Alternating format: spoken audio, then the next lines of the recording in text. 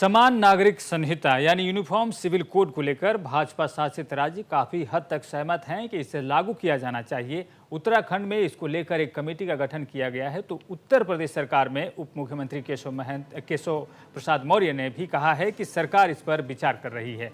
वहीं अब असम के मुख्यमंत्री हिमंत बिस्वा शर्मा ने भी यूनिफॉर्म सिविल कोड को लेकर बड़ा बयान दिया है।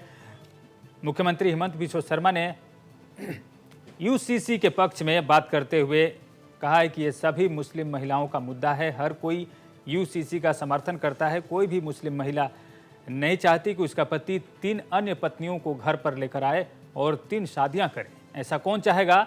ये मेरा मुद्दा नहीं है, यह मुस्लिम माताओं और महिलाओं का मुद्दा है। मुख्यमंत्री हिमंत बिस्वा शर्मा ने आगे कहा कि मैं हिंदू हूं और मेरी बहन और बेटी को यूसीसी का कवच है, तो अगर हमारी बहन और बेटी के लिए यूसीसी का कवच है तो ये मुस्लिम महिलाओं और बेटियों के लिए भी होना चाहिए। अगर समाज में मुस्लिम महिलाओं को कभी न्याय मिलना होगा तो ये ट्रिपल तलाक के बाद यूसीसी ही है। कोई महिला नहीं चाहेगी कि उसका पति 3 शादी करे। यूसीसी में तो जितना मुसलमान लोगों को मिला, सब लोग चाहते यूसीसी हो। कोई मुसलमान लड़की नहीं चाहते कि मेरा हस्बैंड मेरा 3 छोटे लिए वाइफ लेके आए। कोई नहीं चाहते। ये तो हमको पूछने का बात नहीं है। आप हर मुसलमान लेडीज़ को पूछिए, कोई नहीं चाहते कि मेरा हस्बैंड 3 शादी करे। कौन चाहेगा? तो ये यूसीसी मेरा समस्या नहीं है, ये मुसलमान माँ और महिलाओं का समस्या है। अगर समाज में मुसलमान महिला और माँ को कोई दिन जस्टिस मिलना होगा तो ये ट्रिपल तलाक कानून का बाद यूसीसी भी होना ही पड़ेगा। लेकिन मैं तो हिंदू हूँ, मेरा पास तो यूसीसी है। मेरा बहन मेरा बेटी के लिए तो यूसीसी है। अगर मेरा बेटी के लिए यूसीसी का कब्ज है तो वो कब्ज मुसलमान का बेटी को भी होना चाहिए। यूसीसी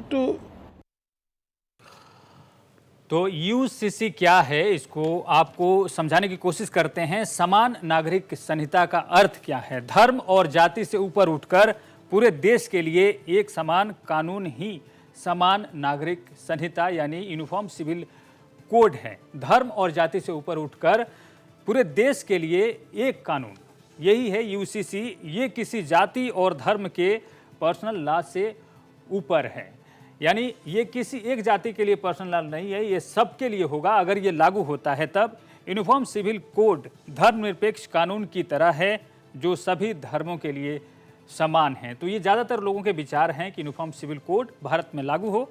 फिलहाल देश में मुस्लिम, ईसाई और पारसी समुदाय के अपने अपने कानून हैं। विवाद इसी पर है कि अपने अपने समुदाय के लिए, अपने अपने धर्म के लिए पर्सनल लॉ है जो सबके लिए एक समान होनी चाहिए। और बड़ा समुदाय जो है वो ये चाहता है कि सबके लिए एक ही हो जाए। अलग अलग कानून से न्यायपालिका पर अतिरिक्त बोझ पड़ता है। तो ये आपको जानना जरूरी होगा कि अलग अलग कानून होंगे तो अलग अलग जिरा होंगी, कोर्ट में अलग अलग सुनवाई होगी और उस पर अलग अलग तरह से विचार किया जाएगा, क्योंकि हर धर्म के लिए अलग अलग कानून हैं जिसे एक करने की वकालत हो रही है। अदालतों के लंबित मामले जल्द निपटेंगे। अगर ये लागू होता है तो अदालत में लंबित मामले जो हजारों लाखों की संख्या में होते हैं वो जल्द निपट जाएंगे। शादी, तलाक, गोद लेना और जायदाद बंटवारे के मामले जल्दी सुलझेंगे। तो जब एक कानून होगा, यूनिफॉर्म सिविल कोड होगा, एक आचार संहिता होगी, तो इसके तहत ये सब मामले बहुत ही जल्द निपट सकते हैं। विवाह, विरासत और उत्तराधिकार के जटिल कानून भी सरल बन जाएंगे। तो इसके लिए अलग अलग कानूनों में ताक झांक नहीं करनी पड़ेगी। अलग अलग धर्मों के पर्सनल लॉ में हमें ताक झांक करने की जरूरत नहीं होगी। अगर यूनिफॉर्म सिविल कोड लागू होता है तब इस कानून से लैंगिक असमानता की समस्या से भी निपटा जा सकेगा। समाज में लैंगिक असमानता की जो बात हमेशा आती रहती है उससे भी इससे निपटा जा सकेगा।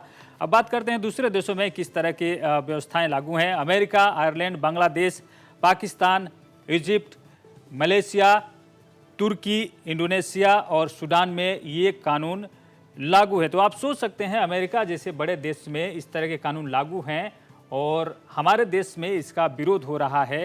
हालांकि अब धीरे धीरे इसके पक्ष में भी स्वर उठने लगे हैं, मगर भारत में इस कानून के विरोध करने वाले इसे धर्म से जोड़कर देख रहे हैं। दूसरे देशों की अपेक्षा भारत में धर्म को लेकर ज़्यादा बातें होती है।